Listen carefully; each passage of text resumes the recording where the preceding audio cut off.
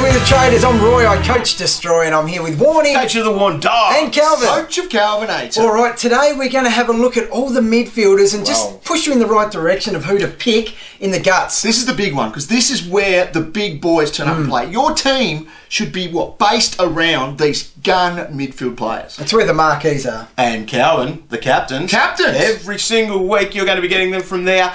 And, well, most of the time anyway. And looking at our draft rankings there, right at the top of the table. And he will definitely be the first pick in every single league in the country. Surely. And that is Tom Mitchell, who had an absolutely outstanding season last year. Averaged over 127 points and broke the record for the most points scored in a season. So he may not have had the highest average of all time, but he's scored the most points. Well, it's a tick for durability as well, isn't it? That's a good thing for him. So he's an easy pick, number one. And are you guys all starting with him in your you classic can't squad? not with his matchup against the Pies week one. Oh, captain. Double points. Yep. So he's very good there. But I guess with the midfielders, that's where the big points are. And plenty of guys average more than 110 points there. But it might be some cheaper guys that we probably look at. Do you think that are worth... Well, there's plenty of value. Like, even in our top 10 list there, Dane Beams, who sneaks into it, the way he finished the year last year, it almost makes you ignore his durability issues. Out of his last 6 games, 4 were over 138. So that ceiling is ridiculously good. But there's some real bargains this year. You're looking at Rockcliffe. I think Cornelio's breaking out. Yeah, I do. It's my favourite colour now. But also people like... Cornelio for the breakout. I love these guys. I love the value down there. Joel Selwood could be anything this year, Warren. Joel Selwood is someone that's sitting in my team at the moment. He's basically priced. He had his lowest average last year for something for more than a decade. Wow. Ridiculous. We know how good he can be.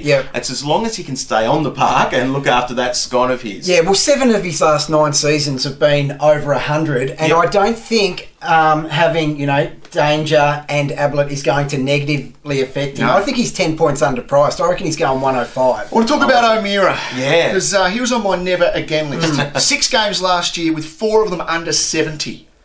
Returned in the last 2 games. That's in his last 3 years, basically. Had a ton. Now, if the Hawks are going to play him in the last couple of rounds, he's got to be good to go. He can be 95 plus. Well, we know how good he was when he was at Gold Coast in his first 2 seasons. Yeah, well, he was a star. 90 and so surely he does that. And if the Hawthorn medical team has got him ticking along nicely, their reputation is great. Look at Burgoyne, what they did with him. Too right. He will be an absolute lock for me. Well, he racked up, didn't he, in the intra-club the other day. 33 touches or something. 33 disposals. So there isn't anything wrong. And no strapping tape either. No. So that is that's critical. I'm all over it. The hot tip of trusting your eyes. No strapping tape. That's done, dog. On my JLT watch list. To detail.